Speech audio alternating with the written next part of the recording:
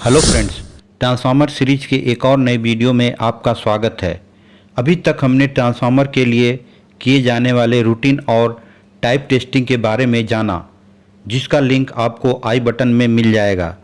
आज के इस नए वीडियो में हम ट्रांसफार्मर के लिए किए जाने वाले कुछ स्पेशल टेस्ट के बारे में डिटेल में जानेंगे। ट्रांसफार्मर के लिए स्पेशल टेस्ट कस्टमर की रिक्वायरमेंट के हिसाब से किया जाता है। जैसे किसी को ट्रांसफार्मर कोल्ड एरिया में लगाना है, उसके लिए लो टेम्परेचर परफॉर्मेंस टेस्ट करना ज़रूरी होता है।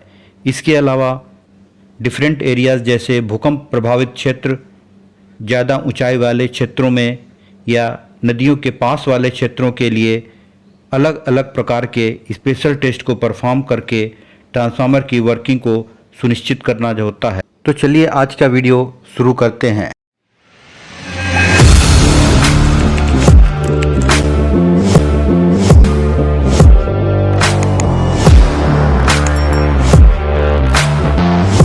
पार्शियल डिस्चार्ज टेस्ट मुख्य रूप से ट्रांसफार्मर के इंसुलेशन सिस्टम में किसी तरह के गड़बड़ी का पता लगाने में किया जाता है, जिससे पार्शियल डिस्चार्ज को आइडेंटिफाई करके ट्रांसफार्मर को मेजर फेल्योर से बचाया जा सके। इस टेस्ट से हमें इंसुलेशन डिफेक्ट का पता लगाने, इंसुलेशन की क्वालिटी को एसेस करने, मेजर फेल्योर का प्रिडिक्शन करने में भी मदद मिलती है। और इस टेस्ट से यह भी पता कर सकते हैं कि ट्रांसफार्मर इंसुलेशन स्टैंडर्ड को फॉलो करता है कि नहीं। इस टेस्ट को करने के लिए ट्रांसफार्मर वाइंडिंग में रेटेड वोल्टेज के बराबर या उससे अधिक वोल्टेज अप्लाई किया जाता है।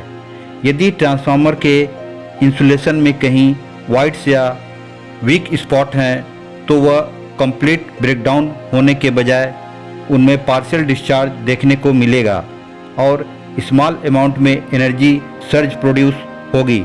इन सर्ज को सेंसर का यूज़ करके कैप्चर और मेज़र करते हैं, जो पिको कूलॉम में होता है। यदि किसी ट्रांसफार्मर पार्शियल डिस्चार्ज 100 से 500 पिको कूलॉम से अधिक होता है, तो यह ट्रांसफार्मर में किसी तरह के इंसुलेशन प्रॉब्लम्स को इंडिकेट करता है। कैपेसिटेंस और dissipation factor test.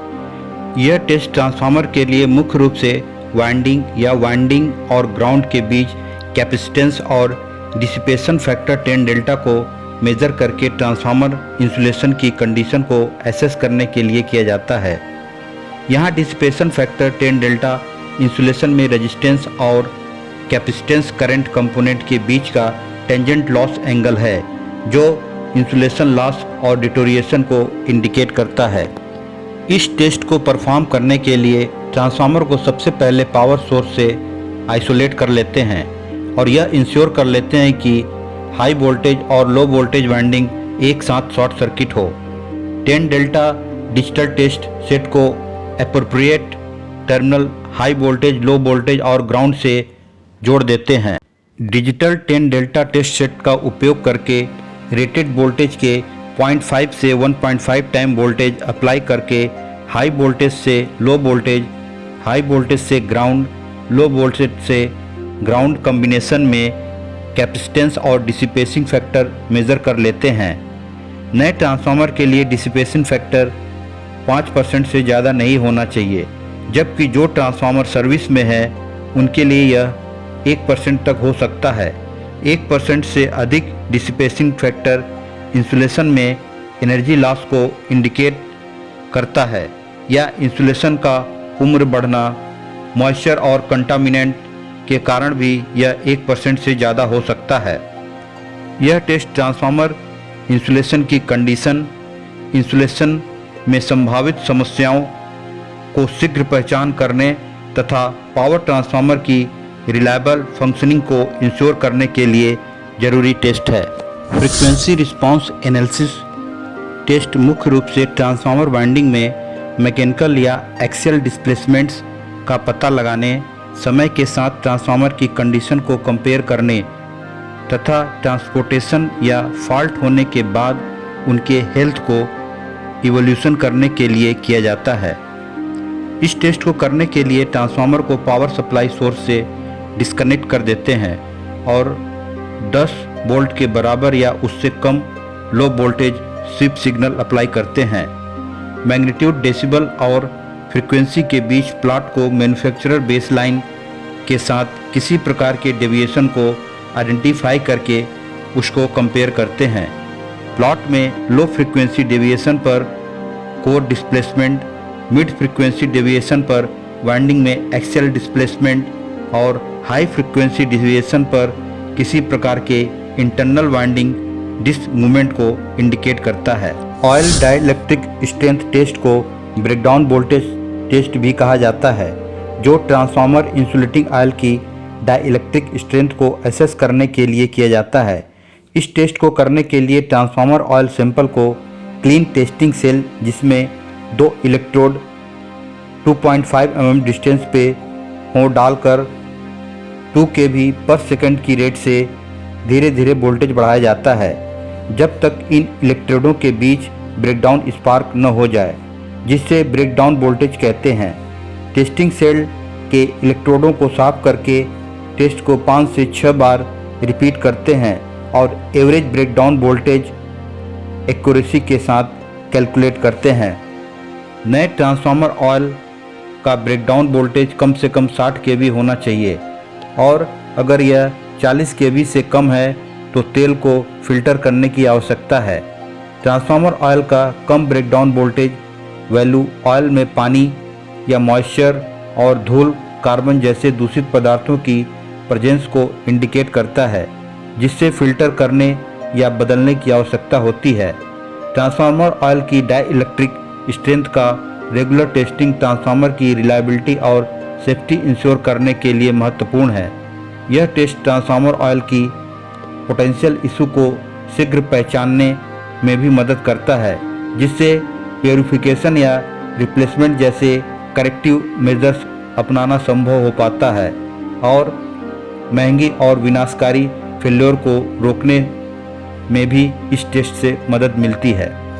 Magnetic balance test 3 phase ट्रांसफार्मरों में कोर या वाइंडिंग रिलेटेड इशू जैसे short winding turn, unbalance magnetic path को चेक करने के लिए किया जाता है। इसके अलावा सभी फेज़ों में यूनिफॉर्म मैग्नेटिक फ्लक्स डिस्ट्रीब्यूशन हो, इस बात का भी पता इस टेस्ट से लगाया जाता है। यह टेस्ट इस प्रिंसिपल पर आधारित है, जब हाई वोल्टेज साइड में किसी एक फेज़ में वोल्टेज अप्लाई किया जाता है तब म्यूचुअल इंडक्टेंस के कारण अन्य फेज़ों में वोल्टेज इंड्यूस होता है। यदि ट्रांसफार्मर सही ढंग से ऑपरेट होता हो तो इंड्यूस वोल्टेज सिमेट्रिकल होंगे। Imbalance induce voltage transformer winding या कोर में किसी प्रकार के इंटरनल इशू को इंडिकेट करता है।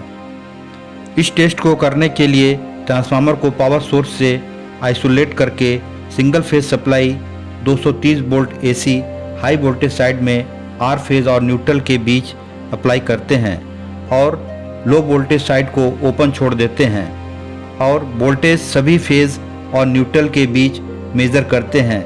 इसी तरह से वाई फेज और न्यूट्रल के बीच और बी फेज न्यूट्रल के बीच बारी बारी से वोल्टेज अप्लाई करके सभी फेज़ों और न्यूट्रल के बीच वोल्टेज मेज़र कर लेते हैं। वोल्टेज अनबैलेंस से core damage, winding short turn या मैग्नेटिक पाथ डिस्टोरेशन को इंडिकेट करता है। ट्रांसफार्मर लीकेज करंट टेस्ट, जिसे इंसुलेशन पावर फैक्टर टेस्ट भी कहा जाता है, हाई वोल्टेज स्ट्रेस में ट्रांसफार्मर वाइंडिंग और अन्य इंसुलेटिंग पार्ट की इंसुलेशन कंडीशन को कंफर्म करने के लिए किया जाता है। यह टेस्ट इस प्रिंसिपल पर आधारित है, जब दोनों वाइंडिंग्स के बीच और वाइंडिंग ग्राउंड के बीच AC हाई वोल्टेज अप्लाई किया जाता है, जिससे इंसुलेशन के थ्रू करंट को मेज़र किया जा सके। यदि इंसुलेशन गुड क्वालिटी का है तो लीकेज करंट मिनिमम होगा। आमतौर पर यह माइक्रो एम्पियर से मिली एम्पियर की रेंज में होता है। लीकेज करंट टेस्ट करने के लिए ट्रांसफार्मर के हाई वोल्टेज टर्मिनल और ग्राउंड पर हाई पॉट टेस्टर को एक हाई वोल्टेज AC सोर्स से जोड़ दिया जाता है और 60 सेकंड के लिए धीरे धीरे वोल्टेज को रेटेड वोल्टेज के लगभग 2 गुना तक बढ़ाकर हाई वोल्टेज से लो वोल्टेज, हाई वोल्टेज से ग्राउंड, लो वोल्टेज से ग्राउंड के बीच लीकेज करंट को मेज़र कर लिया जाता है। लीकेज करंट की वैल्यू आमतौर पर माइक्रो एम्पियर या मिली एम्पियर के रेंज में होनी चाहिए।